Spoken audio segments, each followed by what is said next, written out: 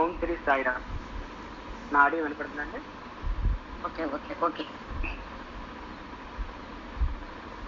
మౌనవాక్య ప్రకటిత పరబ్రహ్మతత్వ చిన్మయ ముద్ర సాక్షాత్ దక్షిణామూర్తి స్వరూపాయ భగవాన్ శ్రీ సత్యసాయి బాబాయ్ నమః. మనందరి తల్లి తండ్రి గురువు దైవం కుటుంబ పెద్ద మన ఇలవేల్పు ఇలా మనందరినీ ఈరోజు మనులియందు సూత్రం దాగున్నట్టుగా కలిపి ఉంచిన ప్రీతమ భగవాన్ బాబా వారికి శతకోటి ప్రణామాలు తెలియజేసుకుంటూ 5 రోజుల్లో భగవానుడి దివ్య జన్మదిన కార్యక్రమం మన ముందుంది.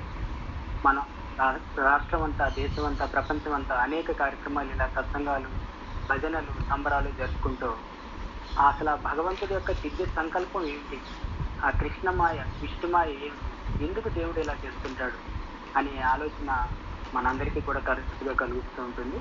ఇలాంటి చక్కటి సత్సంగాల్లో మనం స్వామివారిని స్మరించుకుంటూ ఆయన సందేశాలతో ఆయనే అసలు భూమి మీదకి ఎందుకు వచ్చాడు, ఏమిటి అసలు మనిషిలో మానవ జన్మ ఎత్తి ఇన్ని 84 లక్షల జీవరాశుల్లో ఆ చివరి సంఖ్యలోకి ఎందుకు వచ్చారు, ఇలా రకరకాల సందేహాలు మనకు తరచుగా కలుగుతూ ఉంటాయి. ఇటువంటి చక్కటి ప్లాట్ఫామ్పై, ఇటువంటి ఒక వేదికపై మనం అందరూ ఇలా కలవడం, స్వామి గురించి కలిసిగా చర్చించుకోవడం, నిజంగా అది కూడా ఆయన దివ్య సంకల్పం మాత్రమే. ఒక ఉపకరణాలుగా మన జిఎల్ సరస్వతి గారు కానీ, మోహన్ రావు గారు కానీ, మన పేసుపాటి కోటేశ్వరరావు గారు కానీ, మొత్తం వేదికగా మన అందరూ కూడా ఇక్కడ ఉన్న 40 మంది కూడా ఆ భగవంతుని యొక్క ఒక గొప్ప ఆటలో మనం అందరం కూడా ఆటగాళ్ళ కింద ఉండడం చాలా విచిత్రమైన విషయం. ఈ సందర్భంగా మనం ఈరోజు టాపిక్ ఏంటి మాట్లాడుకుందాం అంటే, భగవాను దివ్య వైభవం గురించి చెప్పుకుందాం. ఎందుకంటే రిమైనింగ్ అన్నీ వేరే టాపిక్ వచ్చాయి. స్వామి అవతార వైభవం అనేది టాపిక్ నెంబర్ 1, మన అందరికీ ప్రత్యేకించి చెప్పక. అయితే మరి స్వామి అవతార వైభవం గురించి మనం అతి త్వరలో 100వ జన్మదినోత్సవం వస్తుందిగా చెప్పుకుంటున్నాం కదా. మరి అటువంటి గొప్ప భగవంతుని యొక్క అవతార వైభవం చెప్పుకోవాలంటే మనం ఆయనకి ఎలా దగ్గరగా ఉన్నాము, లేదు మనం అర్హత ఉందా, మనం ఎంతవరకు డిజర్వ్డ్ అనేది చర్చించుకోవాలి. కనుక అసలు సాయి భక్తులకు ఉండవలసిన లక్షణాలు ఏమై ఉంటాయి, ఏ లక్షణాలు పెంపొందించుకుంటే మనం సాయి భక్తులు అనిపించుకోగలం, అది మనం అనుకోవాలా, సంస్థ అనుకోవాలా, భగవంతుడు అనుకోవాలా, అది ఆయన నోటి నుంచి వచ్చినవా, లేక డివైన్ చార్టర్ అని మనకు ఉంది. ఎలాగైతే గీత భగవంతుని యొక్క డివైన్ చార్టర్, భగవద్గీత అయినట్టుగా స్వామివారి డివైన్ చార్టర్లో భక్తుల లక్షణాలు, కన్వీనర్ లక్షణాలు, లేదా ఒక సాయి పేర లక్షణం, ఇలా రకరకాలుగా మనం పెంపొందించుకున్నాం. కనుక ఏ విధంగా ఉంటే భగవంతునికి కనీస అర్హతలు ఏంటి అనేది కొన్ని ముఖ్యమైన అంశాలు ఈరోజు మనం చర్చించుకుందామండి.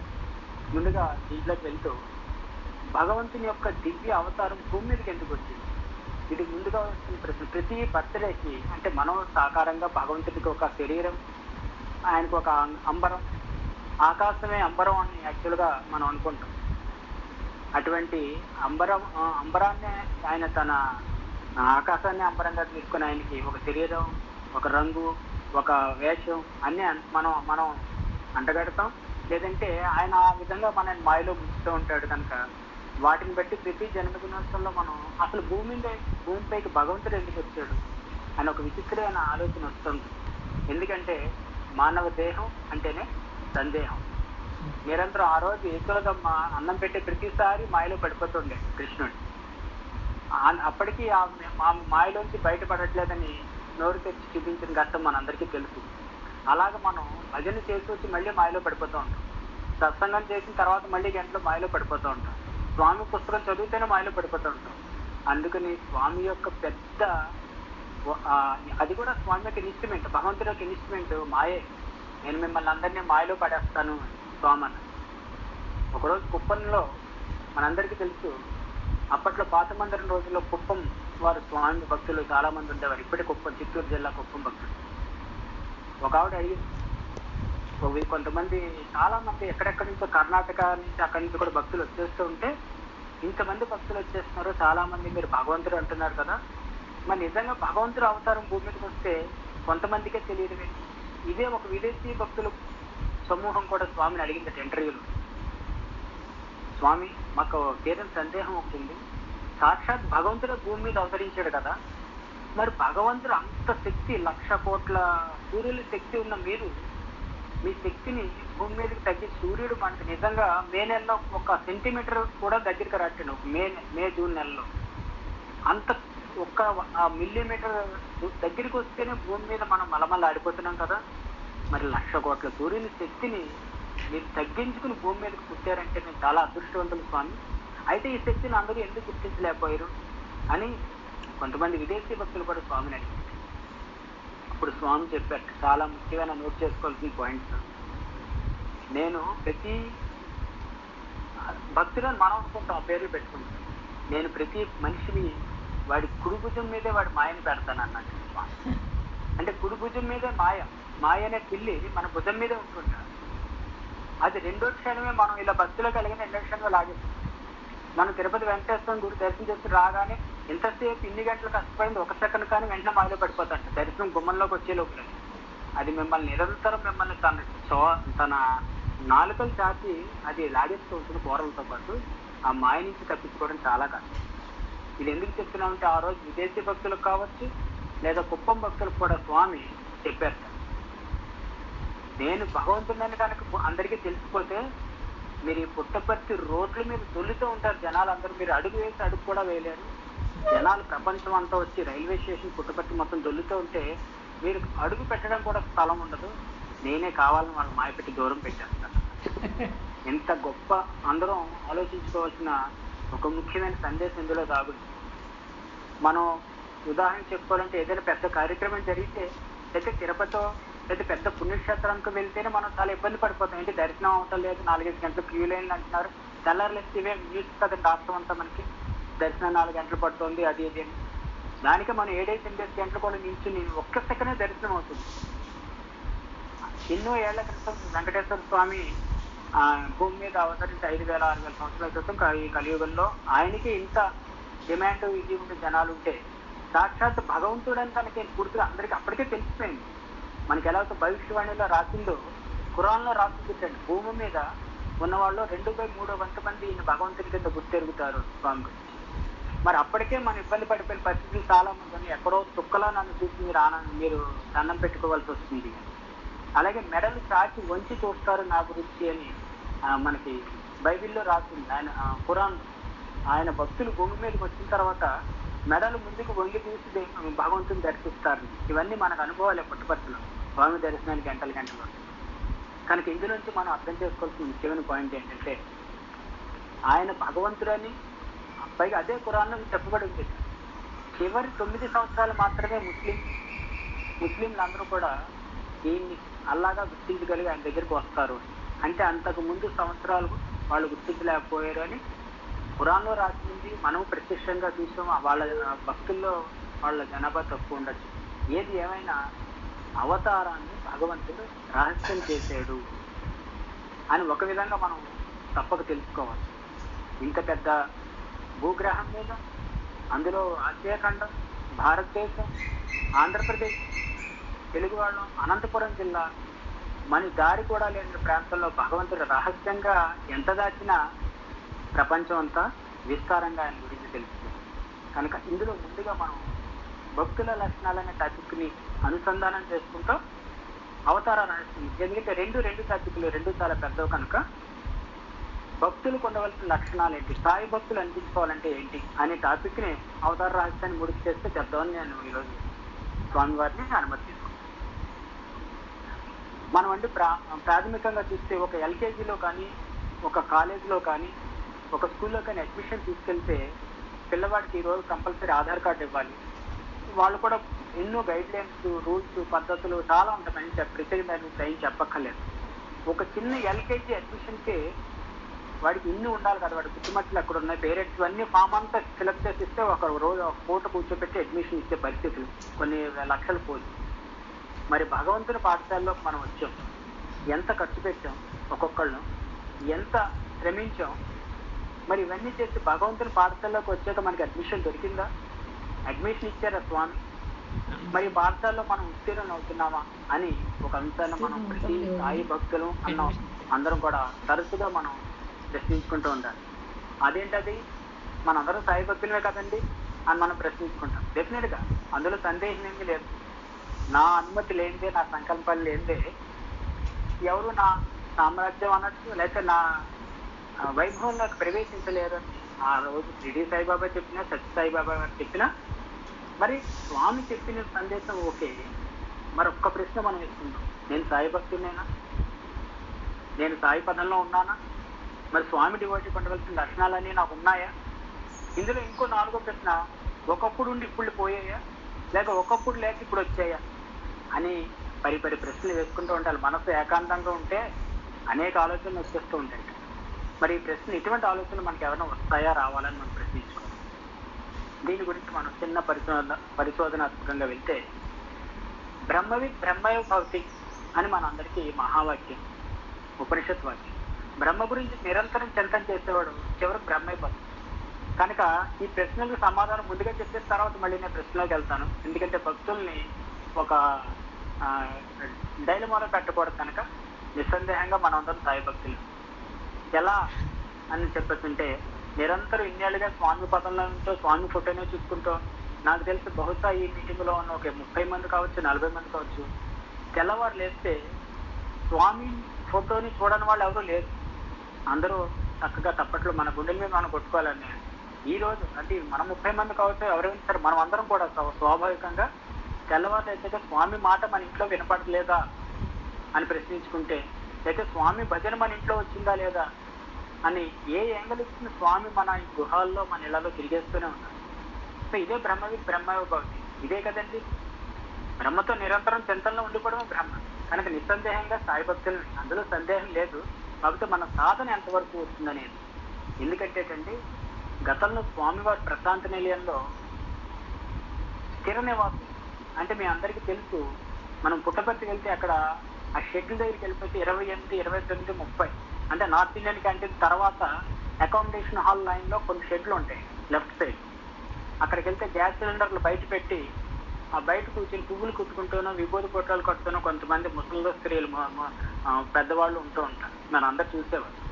వాళ్ళంతా స్థిర నివాసం ప్రశాంత నిలయంలో. వాళ్ళకి స్వామి అప్పట్లో పర్మనెంట్గా ఇచ్చేసారు. లోపలికి వెళ్ళి చూస్తే పాపం చీరలు, చిన్న చిన్న క్లాతులు అలా కట్టుకుని చిన్న గది, అంటే సాధనలో అదో భాగం.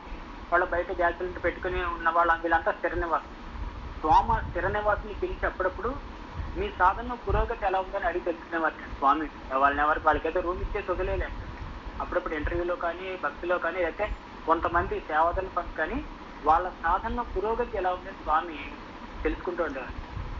అలా చేసిన స్వామి కొన్ని సంవత్సరాల తర్వాత అది ఆపేశారు.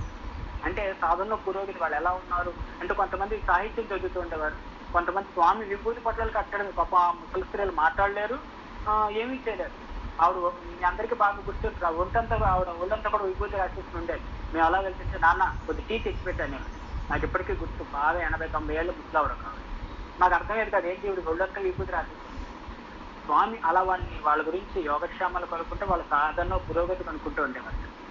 అది కొన్నేళ్ల తర్వాత స్వామి తన అవతార కారణ లక్ష్యాల్లో ఒకటిగా అది ఆపేశారు. అంటే ఆ ఎంక్వైరీ అడగడం ఆపేశారు.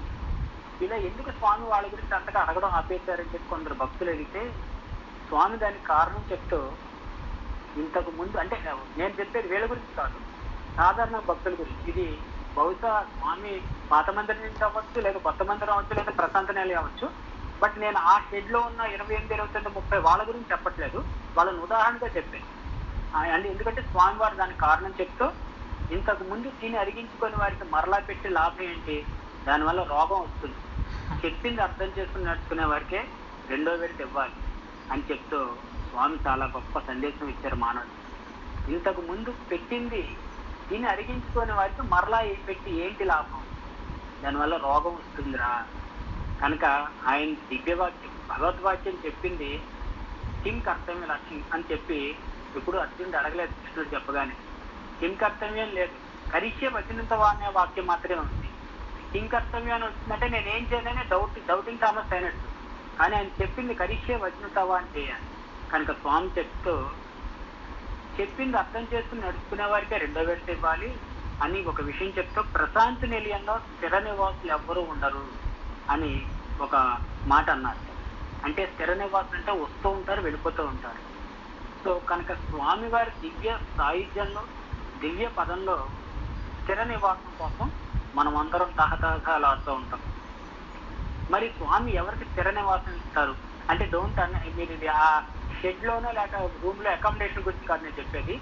స్వామి సాహిత్యంలో, ప్రసాద నెల్లి అంటే స్వామి మందిరంలో. ఏ మందిరం? హృదయ మందిరంలో స్థిర నివాసులు ఎవరై ఉంటారు అంటే మరి దానికి మనం చేసే పనులన్నీ దాని గురించే కదండి. మనం ఈ కార్యక్రమాలు పెట్టుకున్నా, ఇన్ని రకాల సేవలు చేస్తున్నా, మందిరాల్లో నిత్య భజనలు, అఖండ భజనలు, ఇవన్నీ ఎందుకు? స్వామి హృదయ మందిరమే అని. స్వామి హృదయ మందిరంలో మనకు అర్హత పొందాలండి.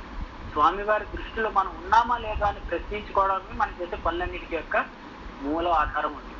స్వామి దృష్టిలో పడాలి. స్వామి దృష్టిలో అప్పట్లో పెద్దలందరూ కూడా చాలా చేశారు. ఏదో విధంగా కంటు పడితే చాలు, నీ కంటి చూపు చాలున్నాయ్యా అని. అలాగా ఆయన దృష్టిలో పడాలంటే మనకు అర్హత ఉందా, వారి దృష్టిలో మనం ఉన్నామా లేదా అనేది మనం నిత్యం వేసుకోవాల్సిన పెద్ద ప్రశ్న. మరి మనం ఈ సంస్థలో లేక ఉన్నా లేకపోయినా స్వామి పదంలో ఉన్న ప్రతి వాళ్ళు కూడా మనం ఇలా ప్రశ్న వేసుకోవాలి. నేను స్వామి పదంలో ఉన్నానా? స్వామి నన్ను చూస్తున్నారా? ఆ రోజు రామకృష్ణ పరమహంస ప్రతిరోజు రాత్రి పడుకునేప్పుడు ఆలోచించుకునేవాడు. కాళికాదేవి ఈ రోజు నాకు కనపడలేదని ఏడ్చి పడుకునేవాడు. ఈ రోజు అమ్మవారి దర్శనం కాలేదు నాకు అని రామకృష్ణ పరమహంస నిరంతరం ఏడ్చి పడుకునేవాడు. అలాగే మన స్వామి దృష్టిలో ఉన్నావా? మనం చేసే ఈ పనులు తాపత్రయాలు అన్నీ ఎందుకు? ఆయన చూడడానికి మనకు కాదే. మీ అందరికీ తెలుసు, బహుశా ఒకళ్ళిద్దరు మన యోగమయ్య లాంటి అమ్మాయిలు యూత్ ఉంటే కనుక యూత్ కోసం ఈ అబూబెన్ ఆడం కదా వాళ్ళకి ఇంకా బాగా తెలుసు. ఎందుకు చెప్తున్నా అంటే మీ అందరికీ తెలుసు, అబూబెన్ ఆడం అనే గ్రీకు దేశానికి చెందిన వ్యక్తి గొప్ప తపో సంపన్నుడు, సేవా కరుణా సంపన్నుడు. అతను చక్కగా సహృదయంతో సేవ చేసేవాడు. అటువంటి కరుణా స్వభావుడైన అబూబెన్ ఆడం ఒకరోజు కూర్చుని పేపర్ మీద రాసుకుంటుండగా అతనికి సడన్ గా ఒక్కసారి ఏంజెల్ దేవత ప్రత్యక్షమే కనపడింది. ఆ గదిలో ఎవరూ లేని ద్వారం మూసి ఉన్న గదిలో ఒక దేవతా స్త్రీ అద్భుతమైన దివ్య కాంతితో ప్రేమ పదంతో కనపడితే అతను ఎటువంటి ఆశ్చర్యానికి లోను కాకుండా అబూబెన్ ఆడం ఆ దేవతా స్త్రీ దగ్గరికి వెళ్ళాడు. ఆ దేవతా స్త్రీ చేతిలో ఒక దివ్య గ్రంథం ఉంది, పుస్తకం. అది అంటే తెలిసింది కదండి, మీకు నేను సంక్షిప్తంగా చెప్పేస్తున్నాను. ఆ గ్రంథంలో చూసి ఆయన ఆశ్చర్యపోయి ఆవిడ పాదాలకు నమస్కరించి అబూబెన్ ఆడం అనే వ్యక్తి, అమ్మ పుస్తకం ఏంటి, దాని గురించి ఏముందంటే ఆవిడ పుస్తకం తీసి, ఇది భగవంతుడి పుస్తకం, దివ్య గ్రంథం ఇది, ఇందులో భగవంతుని ప్రేమించే భక్తుల యొక్క పేర్లు అన్ని రాసిపెట్టి ఉంచాను, ఇవన్నీ రాశానండి. ఎవరైతే భగవంతుని ప్రేమిస్తున్నారో వాళ్ళందరి పేర్లు ఇందులో ఉన్నాయి. అప్పుడు అబూబెన్ ఆడం ఆవిడకి నమస్కరించి, తల్లి నా పేరు ఉందా అందులో అని అడిగాడు. ఎందుకంటే కుతూహలంతో. ఆవిడ ఆ పుస్తకం తెరిచి చూసి ఇతని చేసి విచారంగా చూసి, నీ పేరు అందులో లేదు. దాంతో అతను ఒక చిన్న నిస్పృహలో అమ్మవారికి దండం పెట్టుకుని ఆ ఏంజల్ పాదాల మీద పడి దండం పెట్టుకుంటే ఏంజల్ మాయమైపోయింది కదా, మనం చిన్నప్పుడు చదువుకున్నాం. తర్వాత అతని సేవా కార్యక్రమంలో మరింత పదులుగా, మరింత కష్టపడి అతని కరుణ రసహృదయం మరింతగా పెరిగింది. అతని సేవ చేసే తత్వం పెరిగింది. కొన్నేళ్ళు అయిపోయింది, మళ్ళీ కొన్ని రోజులు జరిగిపోయింది. మళ్ళీ అతని గదిలో కూర్చుండగా రాత్రి మళ్ళీ ఏంజల్ ప్రత్యక్షమైంది. ఆవిడ చేతిలో దివ్య గ్రంథం ఉంది.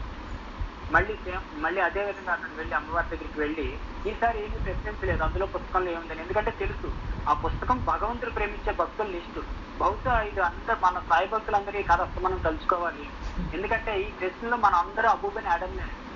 మనం ఆ రోజు స్వామి దర్శనాలు కూర్చున్నప్పుడు స్వామి వేలుతో ఒకళ్ళని, కళ్ళతో ఒకళ్ళని, ఆయన దక్షిణామూర్తి కనుక ఆయన ఎవరిని పిలిచారో కూడా మనకు తెలియదు. ఇంటర్వ్యూ మనుషులలో మాత్రం చూస్తుండేవాడు కనుక ఆయన కంటి చూపుతో ఒకసారి, చేతి వేలితో ఒకసారి, ఏమీ తెలియకుండానే కొంతమంది స్త్రీలను లేచి వెళ్తుండేవాడు. మాకు విషయం అర్థం కాలేదు. అప్పుడు చెప్పేవాడు స్వామి ఇంటర్వ్యూకి పిలిచారు, అలా వెళ్ళేవాడు. అప్పుడు మనందరూ ఒక రకమైన నిరాశ వచ్చేది. భగవంతుడి దృష్టిలో మనం లేవా, మనం పడలేదా, స్వామి మమ్మల్ని ఎందుకు తీసుకెళ్ళలేదు అని కొందరు. కొత్తగా వచ్చిన వాళ్ళు ఆ ఫస్ట్ లైన్, సెకండ్ లైన్ లో ఉండేవాళ్ళు అంత ప్రిఫరెన్స్, వాళ్ళకి సెపరేట్ ఏవో ఉంటాయి అని కొందరు రకరకాల ఆలోచనతో ఉండేవాళ్ళు. అవన్నీ మనకు తెలుసు. మనం అందరూ అబూబెన్ ఆడం పరిస్థితిని ఎదుర్కొనేవాడు. అలాగే ఈసారి ఆవిడ పుస్తకం తీసిన తర్వాత అతను మళ్ళీ ఆ దివ్య మనోహరమైన ఆ తల్లి యొక్క దర్శనం పొందిన ఆనందంలో ఉండగా అప్పుడు ఆ ఏంజల్ పుస్తకం తీసి దగ్గరికి పిలిచి, ఈ పుస్తకం ఇది 2వ పుస్తకం, ఇందులో మరొక లిస్ట్ ఉంది. ఆ ఆ జాబితా భగవంతుని ప్రేమించే భక్తుల జాబితా. ఇంతకుముందు జాబితా భగవంతుని ప్రేమించే భక్తులు. ఎవరెవరైతే మనం అందరం భగవంతుని ప్రేమిస్తాం ఆ లిస్ట్.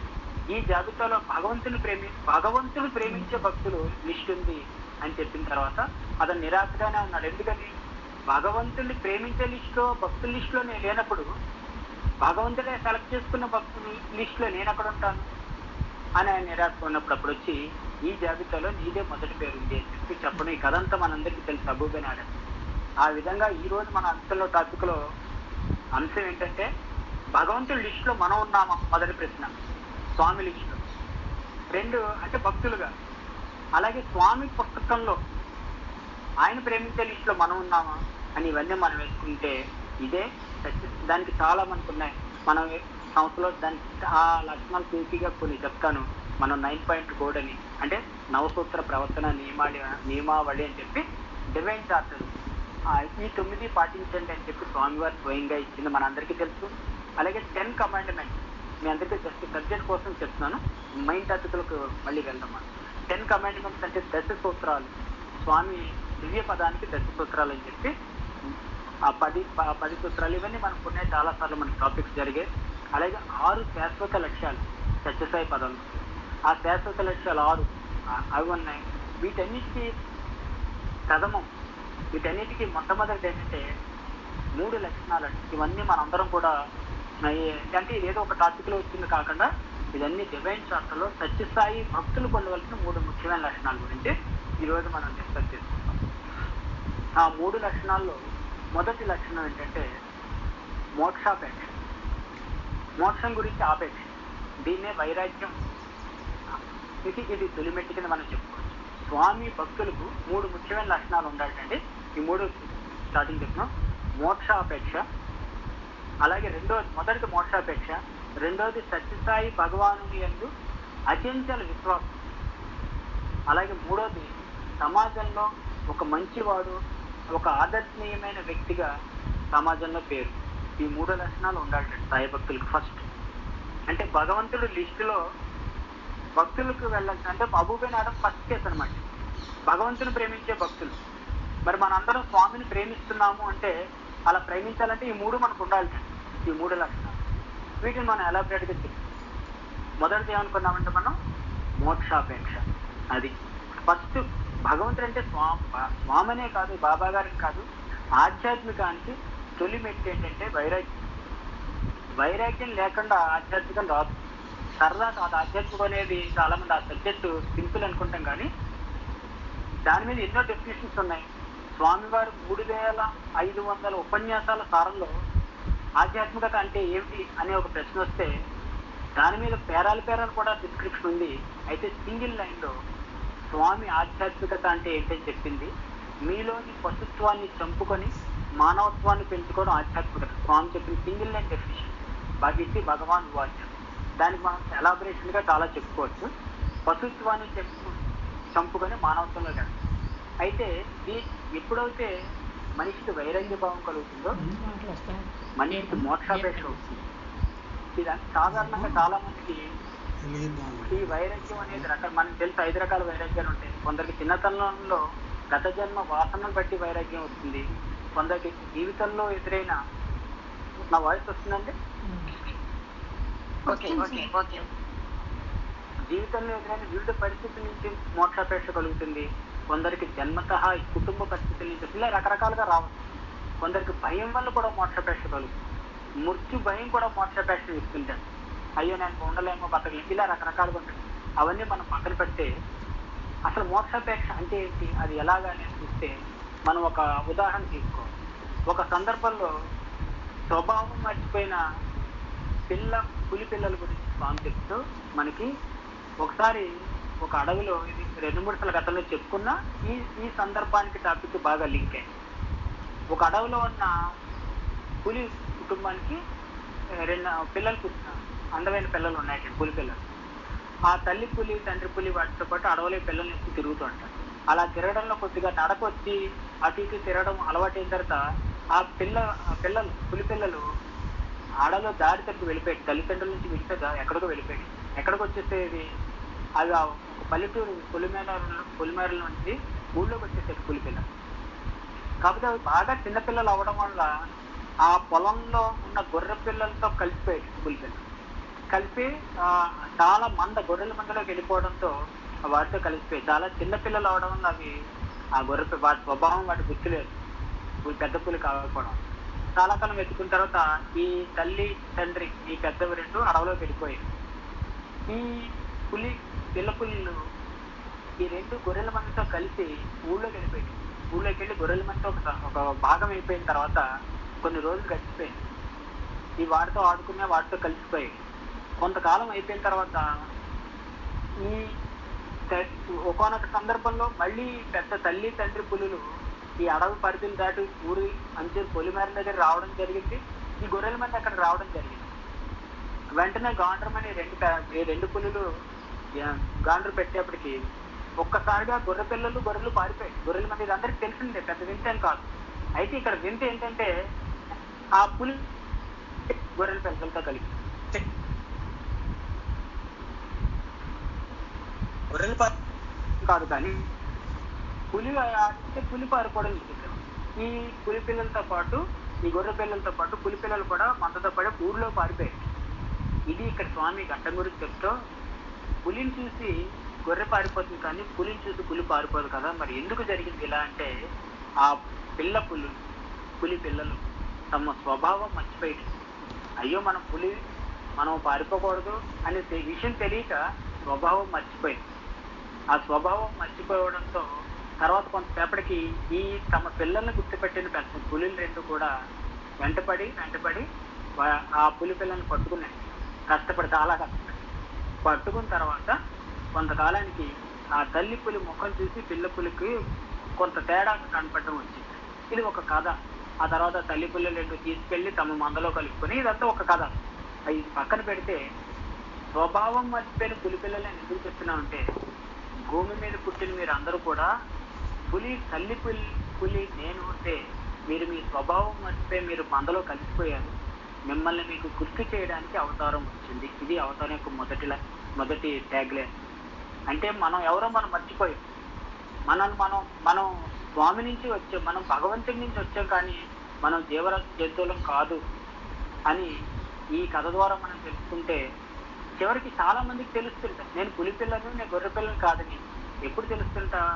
తీవ్రంగా వృద్ధాప్యం వచ్చిన తర్వాత మరణావస్థ దగ్గర లేదా అనేక సందర్భాల్లో వైరాగ్యం వచ్చాక తెలుస్తుంటా తన అసలు రూపం ఏంటంటే. అది తెలిసిన తర్వాత అతను మోక్షాపేక్ష వచ్చేసినట్టు అన్నమాట. ఇంతవరకు వరల్డ్ యాక్టివిటీస్ లో అలా మునిగిపోతాడు గొర్రెల మందులో.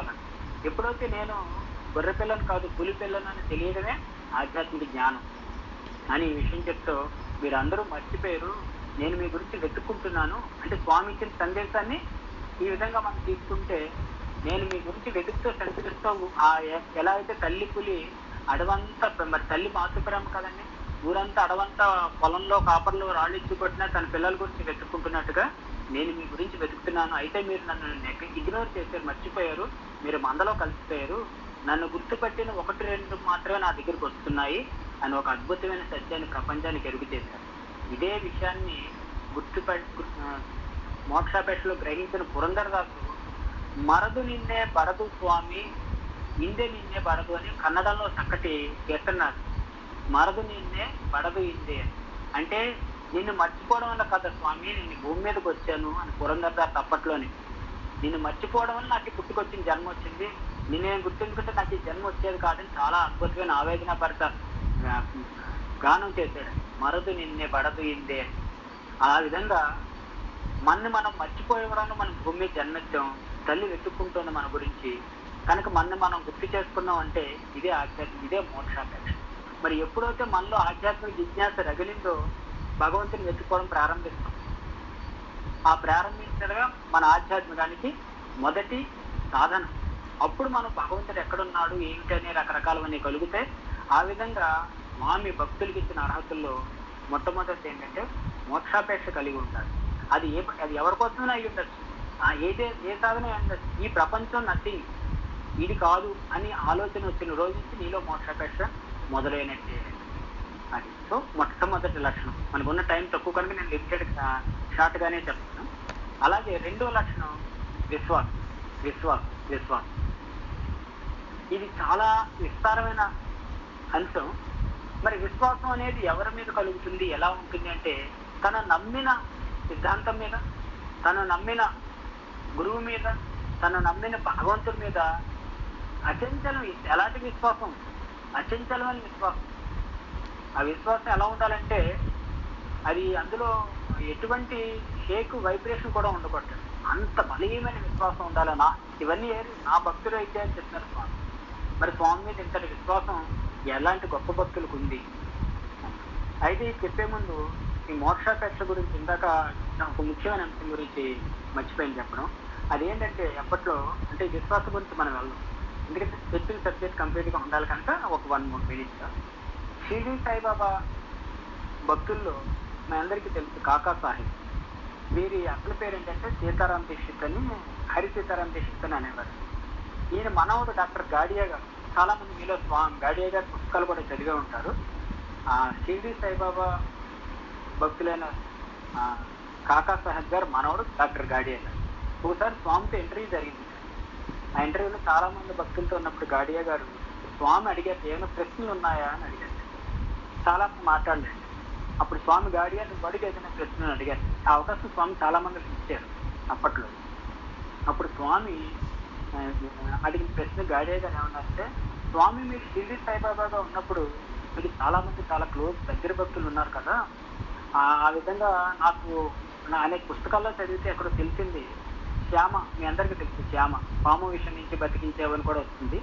ఈ శ్యామ అనే అతనితో మీరు గత 72 జన్మలు కలిసి జీవించారు కదా స్వామి అన్నారు. అలాగే మరొక సందర్భంలో ఇంకో షిరిడి సాయి భక్తులైన దురంధర్, అతని కుటుంబ సభ్యులందరూ కూడా గత 60 జన్మలుగా మీకు భక్తులు కదా అని అతని ప్రశ్నలో భాగంగా అడుగుతూ మీతో సంబంధం ఉందని సెలవిచ్చారు. అంటే స్వామి చెప్పారు, ఎవరితో ఆయన రహస్యంగా విన్నారు. ఇవన్నీ స్వామి ఇంటర్వ్యూలో మనకు వస్తాయి. గతంలో శ్యామ 72 జన్మలుగా నాతో ఉన్నారు, దురంధర్ ఫ్యామిలీ మొత్తం 60 జన్మలుగా నాకు సంబంధం, వాళ్ళనే నేను ఇంటర్వ్యూలో పిలుస్తాను రా అన్నట్టుగా. అప్పుడు అడుగుతో ఈ విషయం చెప్తూ గాడియా, స్వామి నేను ఈ పేదవాడిని, మరి ఈ పేదవాడి ఆత్మ ఎన్ని జన్మల నుంచి మీతో సంబంధం ఉంది స్వామి అంటే ఆధ్యాత్మిక అన్వేషకుల ప్రశ్నలు ఎలా ఉంటాయి. ఏమీ అడగలేదు. నా రెండో కొడుకు మూడో మనవరాలి పెద్దల్లుడి గృహప్రవేశం ఇప్పుడు స్వామి, అయితే ఇలా మన ప్రశ్నలు ఇలా ఉంటాయి సాధారణంగా. కానీ ఇటువంటి ప్రశ్నలు ఏమి అడగలేదు. ఆ ఇంటర్వ్యూ అవకాశాన్ని ఆయన చాలా చక్కగా ఉపయోగించుకుని ఈ పేదవాడి ఆత్మ 8 జన్మల నుంచి మీతో సంబంధం కలిగింది స్వామి అని చాలా చక్కటి ఆధ్యాత్మిక ప్రశ్న ఆయన అడిగారు. స్వామి చక్కటి ఒక నవ్వుతో ఆ ప్రశ్న అడిగినందుకు స్వామి ముఖంలో చాలా ఆనందం కూడా కనపడింది. ఇలాంటి ప్రశ్న ఎవరో కానీ వేరు. స్వామి అన్నట్టు నువ్వు చాలా జన్మల నుంచి నాతో సంబంధం కలిగి ఉన్నావు, అంతేకాదు భవిష్యత్తులో కూడా నువ్వు ఇంకా సంబంధం కలిగి ఉంటావు అన్నట్టు అతనితో గాడియా. అప్పుడు గాడియా అన్నట్ట, అయితే స్వామి నాకు మీరు మోక్షం ఇవ్వరా స్వామి అన్నాడు. ఇంత చూడండి, అంటే మనిషి మనస్సు ఎలా ఉంటుంది. స్వామి మీరు నాకు మోక్షం ఇవ్వరా అని. స్వామి గట్టిగా మోక్షమా అని గట్టిగా పక్కపక్క నవ్వారు. అని నువ్వు మోక్షమే కనుక కోరుకుంటున్నట్టయితే నువ్వు 1వ నెంబర్ స్వార్థపరుడివే అన్న. స్వామి చాలా చమత్కారాలు చేస్తుంటారు. నువ్వు నెంబర్ 1 సెల్ఫిష్ అని, నువ్వు మోక్షం అడుగుతుంటే మాత్రం నువ్వు 1వ నెంబర్ స్వార్థపరుడివే అన్నాడు అని చెప్తూ, నిన్న నువ్వు భజన పాట పాడేవు కదా, తుమే మేరే రామ్ హో, తుమే మేరే శ్యామ్ హో, తుమే మేరే ప్రాణ్ హో, జనం జనంకి సాత్ హో అని ఒక పెద్ద పాట పాడేవు కదా, మరి నేనే రాముని నేనే ప్రాణం అని చెప్పి నువ్వు పాడే పాట నీ మాట ఒకటేనా, నువ్వు చాలా స్వార్థపరుడివి అన్నాడు. గాడియా క్షమాపణ చెంపలేసుకుంటూ, స్వామి క్షమించండి తప్పైపోయింది అని చెప్పి, అంటే ఇంటికి ఈ ప్రశ్న విషయం ఏంటంటే ఈ ఆత్మని మీ సహచరుడిగా జన్మ జన్మలకు ఉండేట్టు అనుగ్రహించని అని అడిగాడు. ఎందుకంటే స్వామి భూమి మీద ఉండగానే నాకు మోక్షం ప్రసాదించామని అడగడం ఏంటి, చాలా వింతగా ఉంది కదండి. భగవంతుడు పక్కగా ఉంటే మోక్షం అంటే చాలా మంది దృష్టిలో మోక్షం అంటే ఏదో మృత్యువు పొంది సాధించేసి ఒక ప్రాణం ఏదో గాలిలోకి వెళ్ళిపోయి ఎక్కడికో కొన్ని కోట్ల కిలోమీటర్ల ఆకాశయానం చేసి ఉండడం అనుకుంటారు మోక్షం అంటే. ఆయన స్వామి చెప్పిన సందేశం మోక్షం అంటే భగవంతుడి సాన్నిధ్యం కలిగి ఉండడం. ఈ విధంగా ప్రతి శనివారం 4 భగవత్ సాన్నిధ్యం కలిగి ఉండడం మోక్షంలో ఒక భాగమే. మనకు ఆయనతో కలిసి ఉండడం, లివింగ్ విత్ గాడ్. కనుక మోక్షం అంటే భగవంతుడితో కలిసి ఉండడం మోక్షం అని స్వామి చెప్పకనే ఆ రోజు అతనితో చెప్పారు. ఆ తర్వాత స్వామి అన్నారట, ఇంతేకాదు వచ్చే జన్మలో మైసూరు రాష్ట్రంలో ప్రేమ స్థాయిగా పుడతాను కదా, ఈ జన్మలాగే వచ్చే జన్మలో కూడా ప్రేమ స్థాయికి నువ్వు సహచరుడుగా ఉండాలి, మరే అవేం నీకు అక్కర్లేదా గాడియా అని గాడియ కళ్ళలోకి స్వామి సూటిగా చూస్తూ ప్రశ్నించారు. అంటే దాని అర్థం ఏంటండి? మోక్షం వస్తే అక్కడితో అయిపోయినట్టు, జన్మ వచ్చి ఇంకో జన్మ లేకుండా చేసుకున్నట్టు. మరి భగవంతుడు సాక్షాత్ భూమి మీదకి వచ్చేస్తే మన ప్రాణాలు ఎక్కడికి వెళ్ళిపోతాయి అని స్వామి గాడియ కళ్ళలోకి చూస్తూ, అంటే మనం ఈ సాయి భక్తులందరికీ స్వామి ఇచ్చే సందేశాన్ని మన కింద అన్వయించుకుంటాం కనుక మోక్షం అంటే ఎక్కడికో అపర ప్రయాణం చేసి పరలోకాలకు వెళ్ళిపోవడం కాదు, స్వామి అవతారంలో సమకాలీనంగా పుట్టి స్వామి సంస్థలు అంటే స్వామి వైభవంలో ఏదో ఒక పాత్రలో నిరంతరం స్వామితో లీనమవ్వడమే మోక్షం అని మనం ఇక్కడ అర్థం తీసుకోవాలి. ఆ విధంగా స్వామి అతనికి ఈ జన్మకే కాదు, వచ్చే నా ప్రేమస్థాయి అవతారంలో కూడా నువ్వు సేవా భాగ్యంలో పాల్గొనాలి, నీకు అప్పుడు కూడా మరొక అవకాశం ఇస్తాను ఆ జన్మలో అని గాడియ కళ్ళల్లోకి ఒక సందేశాన్ని స్వామి చొప్పించారు. కనుక ఈ ముఖ్యమైన సందేశాన్ని మనం తీసుకుంటే మోక్షం అంటే ఎక్కడికో వెళ్ళిపోయి ఆత్మ సమాధి పొందడం, లేదంటే ఏదో మన చరిత్రలో భగవంతుడితో కలిసి ఉండడం అని విషయాన్ని మనం ప్రత్యేకంగా అర్థం చేసుకోవాల్సిన పరిస్థితులు. ఇదే సందర్భాన్ని ఉటంకిస్తూ ప్రొఫెసర్ కామరాజ్ అనిల్ కుమార్ గారు మనందరికీ తెలుసు, ఒకరోజు పుట్టపర్తిలో చాలా ఒక ఏదో ముఖ్యమైన ఇంటర్వ్యూ జరిగిన తర్వాత అక్కడ కొద్దిగా స్తబ్దత అయిన వాతావరణం ఏర్పడింది. స్వామి భక్తులు అందరూ ఉండగా ఆ వాతావరణం చాలా స్తబ్దుగా ఉంది, ఎవరు మాట్లాడడానికి ముందుకు రాలేదు. అటువంటి పరిస్థితులు కొద్దిగా ఇబ్బందిగా అనిపించిన అనిల్ కుమార్ గారు ఈ వాతావరణాన్ని ఏ విధంగా ఈజీ చేస్తాం, స్వామి ముందు ఎప్పుడు ప్రేమ, చక్కటి హాస్యం, ఆనందం ఉంటుంది తప్ప ఒక గంభీరమైన వాతావరణం చాలా తక్కువ పరిస్థితులు ఉండేవి అని ఆ సందర్భంలో స్వామి వారు అనిల్ కుమార్ పిలిచి దగ్గరికి పిలిచారు. అనిల్ కుమార్, నీకు మోక్షం ఇస్తాను తీసుకుంటావా అని. నువ్వు చాలా చక్కగా మాట్లాడుతావు, నా గురించి రాష్ట్రం అంతా దేశం అంతా అందరికీ నా భక్తుల్లో ఆత్మచైతన్యం కలిగిస్తున్నావు, నాకు చాలా ఆనందం వేస్తుంది, ఈ సందర్భంగా నీకు ఏదైనా వరం ఇస్తాను, నీకేం కావాలంటే అని కోరుకున్నాను. స్వామి నాకేం వద్దు స్వామి అన్నాను.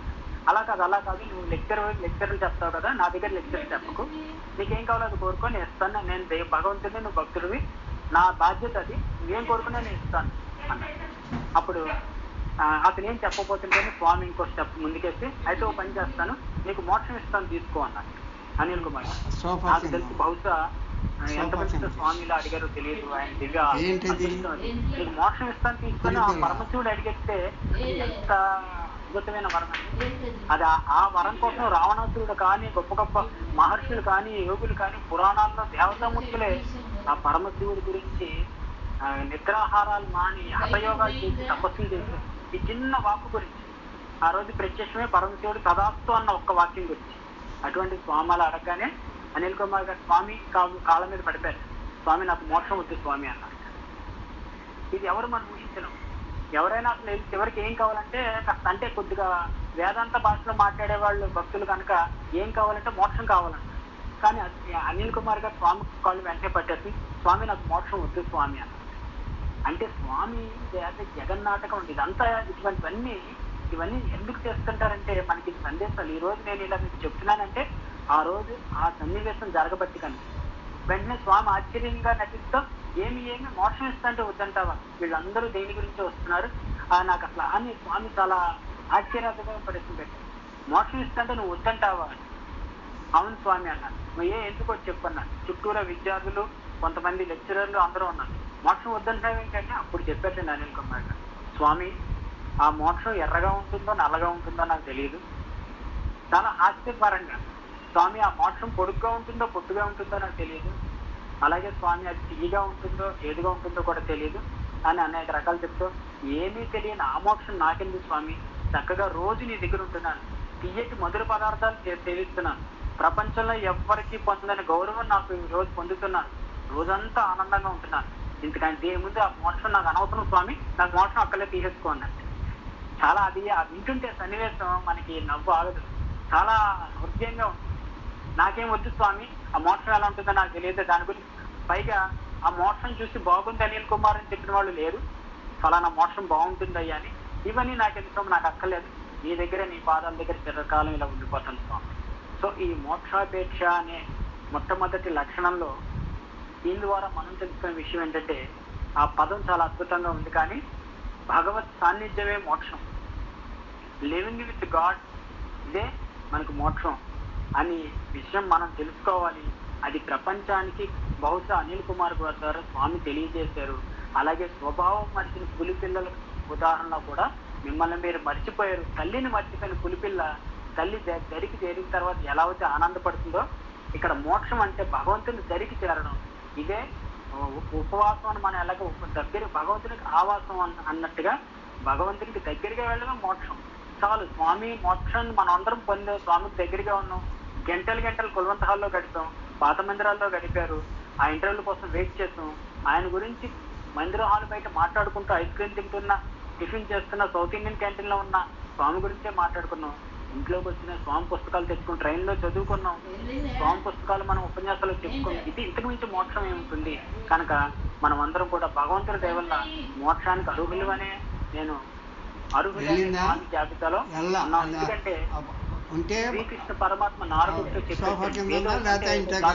ఉదాహరణగా చెప్పట్లేదు, చాలాసార్లు చెప్పాను. మనకి సత్యం సుందరం 4వ భాగం స్టార్టింగ్ ముందు మాటలో వస్తుంది. శ్రీకృష్ణ పరమాత్మను ఒకనొక సందర్భంలో నారద మహర్షి, స్వామి ఎవరు నీకు అర్హులు, నువ్వు ఎక్కడ ఉంటావు, నీ ప్రేమకి ఎవరు అర్హులు? ఎలా అయితే ఆ అబూబని ఆడమ్ అమ్మవారి దగ్గరికి వెళ్ళి, ఆ ఏంజల్ దగ్గరికి వెళ్ళి మీ భగవంతుని లిస్టు ఎవరిలో ఉందని అడిగితే ఆవిడ ఎలా చెప్పిందో అలా అడిగితే శ్రీకృష్ణ పరమాత్మ చెప్పాడు. ఎక్కడైతే నా గురించి భక్తులు కూర్చుని వింటూ ఉంటారో, నా గురించి చర్చించుకుంటూ ఉంటారు, నా గురించి ముచ్చట్లాడుకుంటూ ఉంటారో వాళ్ళందరూ నా లిస్టులో ఉన్నట్టే, నేనే వారు వారే నేరు, నో డౌట్ అని.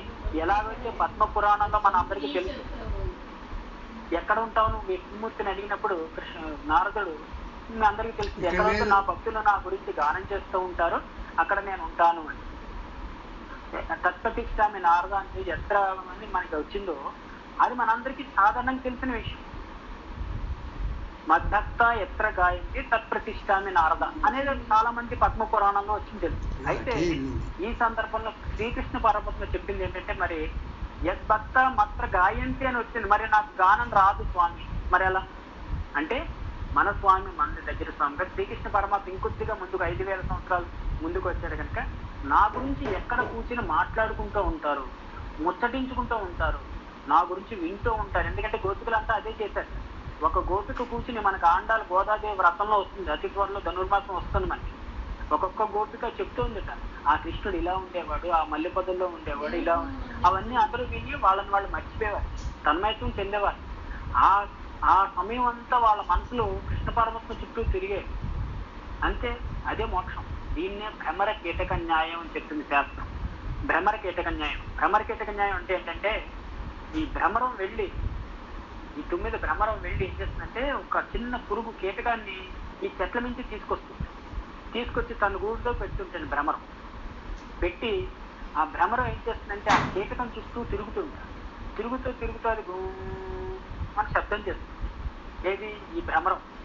ఆ కీటకం దాని నిత్య జీవితంలో భాగం ఎలా అయితే ఆ తేనెటీగలు లేదా తుమ్మెదలు శబ్దం చేస్తుంటే మనకు అలా ఆ చిన్న కీటకం వేరే కీటకం దాని పిల్ల కాదు, దానికి పుట్టిన జన్మ కాదు, అయినా దాన్ని తీసుకుంటూ అక్కడ పెట్టి దాని చుట్టూ అలా తిరుగుతూ ఉంటుంది అని అరుస్తూ. అంటే ఆ కీటకం చేసే ధ్వనితో ఆ ఓంకార ధ్వనిలో ఉంటుంది. మనం నిగూఢంగా వింటే ఆ ధ్వని విని ఏమవుతుందంటే కొంతకాలానికి ఆ కీటకం భ్రమరం అయిపోతుంది. ఇదే బ్రహ్మైవ భవతి అంటారు. అంటే భ్రమర కీటక న్యాయం. న్యాయమేవంతలో మనకు 4-5 వస్తాయి. మార్జాల కిశోర న్యాయం, భ్రమర కీటక న్యాయం, ఇలా మర్కట్ కిశోర న్యాయం, ఇలా రకరకాలు వస్తాయి. అందులో భ్రమర కీటక న్యాయం అనమాట.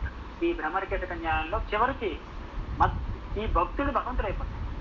అలాగా స్వామి అవతారంలో తల్లి పిల్లల్ని వెతుక్కుంటూ వచ్చిందంటే ఆ పిల్ల తల్లి నుంచి జన్మించిందే కనుక ఆ పిల్ల పులి ఏమవుతుంది, అది కూడా పెద్దదే పులి అయిపోతుంది. అది నేను గుర్తు చేయడానికి వచ్చారని. ఆ విధంగా మోక్షాపేక్ష అనే మొదటి అంశంలో మనం అనిల్ కుమార్ గారి ద్వారా ఆయన సందేశం, పులి పిల్లల ద్వారా సందేశం వస్తే ఇంకో చిన్న సందేశం ప్రొఫెసర్ నారాయణ కస్తూరి గారు. ఇది చాలా ముఖ్యమైన అంశం.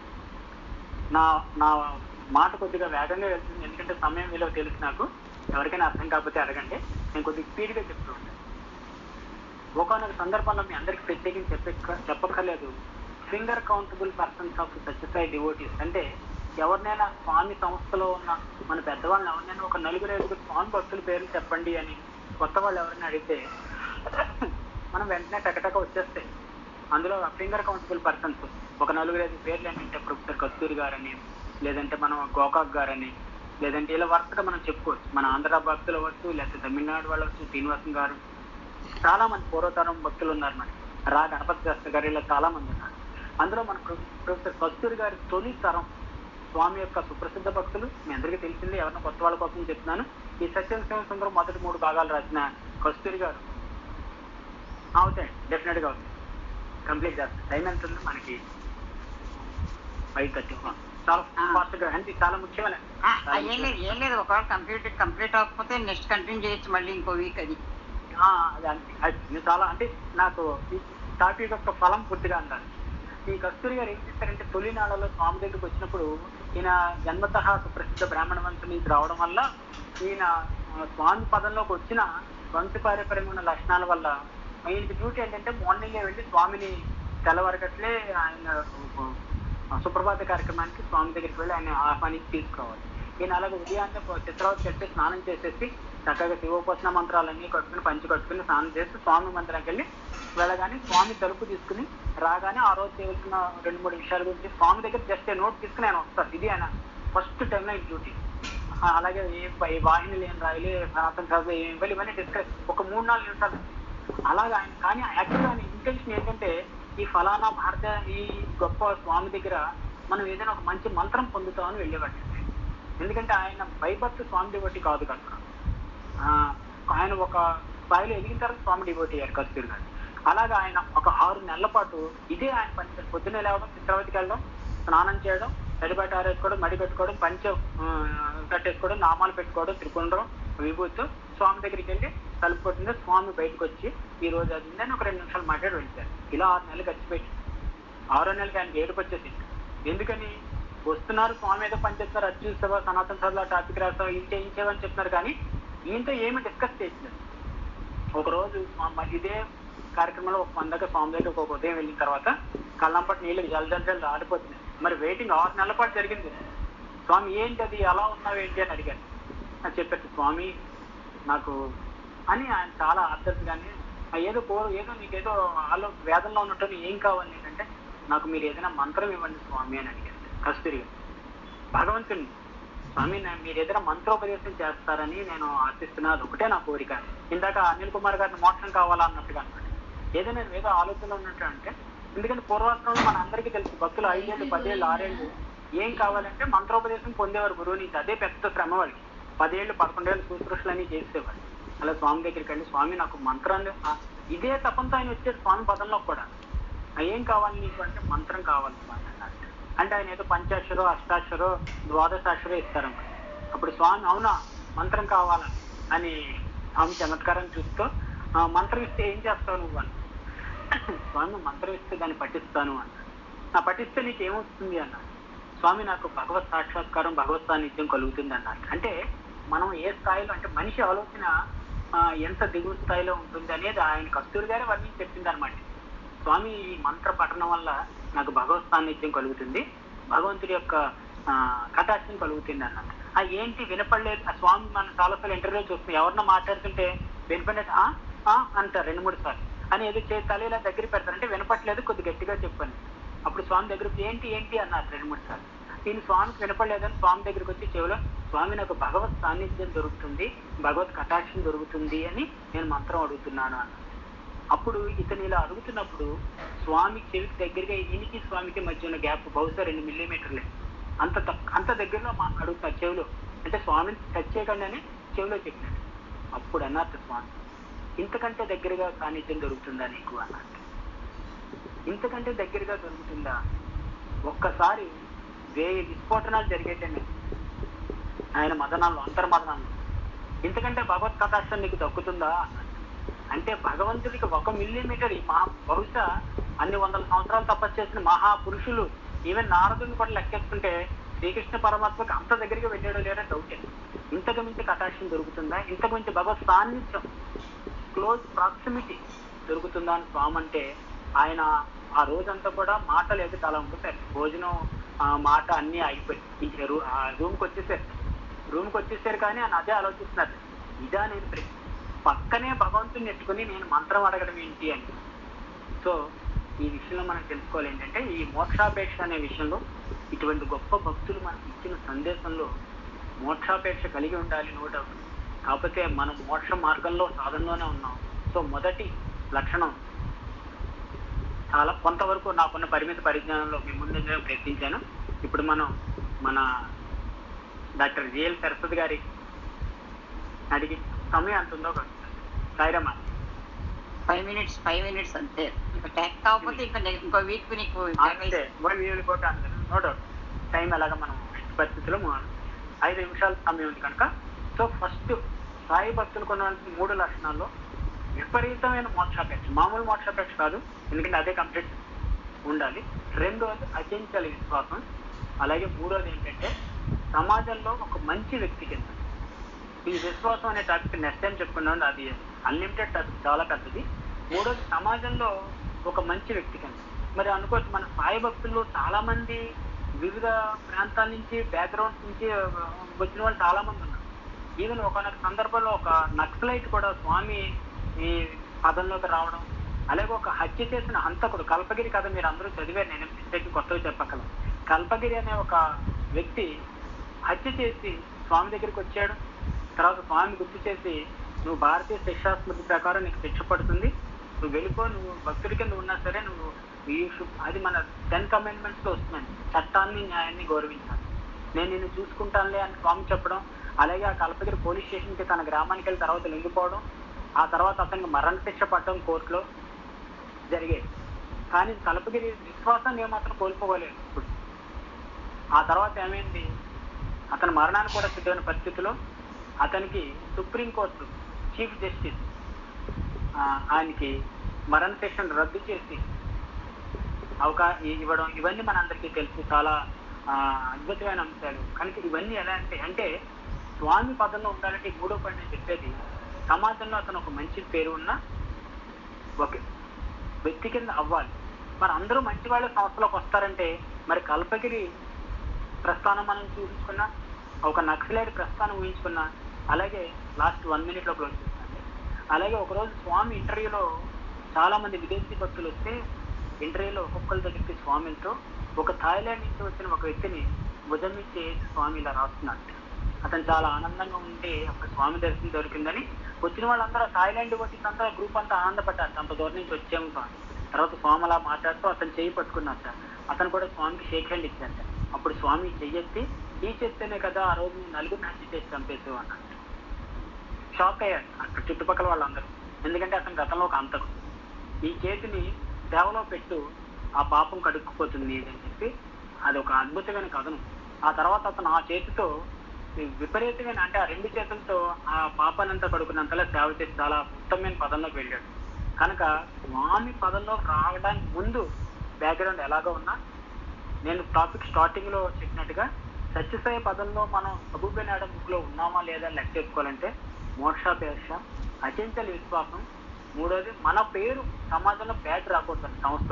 సంస్థలో ఉండగా ఇతను సమాజంలో బ్యాడ్గా ఉండే వాళ్ళ ఆఫీస్లో కానీ, కార్యాలయంలో కానీ, వాళ్ళ వార్డులో కానీ, వాళ్ళ వీధిలో కానీ, ఇతను రోడ్డు మీద రాగానే ఆ వీధిలో వాళ్ళందరూ చూడగానే ఐడెంటిఫై, మన పేరు ఎలాగైతే అయ్యప్ప భక్తుల పేరు స్వామిలు ఉంటారో మన పేరు సాయిరామ్. ఆఖరి క్షణంలో ముగిస్తూ ఈ రోజు చక్కటి చెప్పేది, ఆఫీస్లోకి వెళ్తే మన పేరు సాయిరామ్ అని ఉండాలి. చాలా ఆనందమైన అద్భుతమైన అదృష్టం, అది అందరికీ రాదు. ఎందుకంటే మా ఆఫీస్లోకి వెళ్తే చాలా మంది తెలియని వాడు వాచ్మెన్ కూడా సాయిరామ్ అంటే ప్రోత్కర్షణ చెప్పుకోవడం నాకు ఇష్టం ఉండదు. కానీ మనం ఎలా ఉండాలంటే నాకు తెలియని వాళ్ళు సాయిరామ్ అన్నమాట. మన వీధిలో కూడా మన ఇంటి ముందు స్వామి ఫోటో ఉండాలి. మన పేరు పోవాలి, మన పేరు పోయి మనం పులిపిల్లలను తల్లి పిల్ల దగ్గరికి వెళ్ళిపోయిన తర్వాత మనం జరిగిపోవాలి. మనం జరిగిపోయిన తర్వాత అందులో కలిసిపోవాలి. కనుక సమాజంలో ప్రత్యేకించి సాయి భక్తులకి ఒక గుర్తింపు ఉండాలి. అది వైట్ డ్రెస్ అవ్వచ్చు, విభూతి ధారణ అవ్వచ్చు, భౌతికంగా వీటన్నిటికి మించి పెదాల మీద అందమైన స్వామి పెదాల మీద ప్రేమ తాడాలి. ఆ పెదాలతో సాయిరామని మనం పలకరించాలి, అందరూ ఓలలాడాలి. ఈ విధంగా ఉంటే కనుక మనం భౌతికంగా ఎలాగ వైట్ డ్రెస్ వేసుకుంటాం, చక్కగా స్వామి విభూతి పెట్టుకుంటాం, జేబులో స్వామి ఫోటో ఉంటాయి, ఇవన్నీ భౌతికంగా స్వామి డివోట్ ఉండవలసిన లక్షణాలే. కాకపోతే పెదాల మీద చిరునవ్వు, నోటి నుంచి సాయిరాం అనే పదం చూడగానే ఎదుగుండేవాడు మనం పలకరించాలి, తల తిక్కుని వెళ్ళిపోకూడదు. ఈ మూడు ఉన్నప్పుడు డెఫినెట్ గా ఆ ఏంజల్ పుస్తకంలో ఎలా అయితే పేరులో ఉన్నామో స్వామిని ప్రేమించే భక్తులు. నెక్స్ట్ వచ్చే టాపిక్ లో స్వామి ప్రేమించే భక్తులు చెప్పుకుందాం. ఈ మూడు లక్షణాలు మనం పెంపొందించుకుందాం, ఈ పుట్టినరోజు నుంచి ప్రారంభించుకుందాం, మోక్షాపేక్ష కలిగి ఉందాం, విశ్వాసాన్ని పెంచుకుందాం, సమాజంలో స్వామి చెడ్డ పేరు రాకుండా సాయి డివోటీగా ఉందాం. జై సాయిరాం. అవకాశం ఇచ్చిన భగవంతుడికి, ఆయన ఉపకరణాలందరికీ కూడా అనేక అనేక ప్రేమపూర్వక సాయిరాం.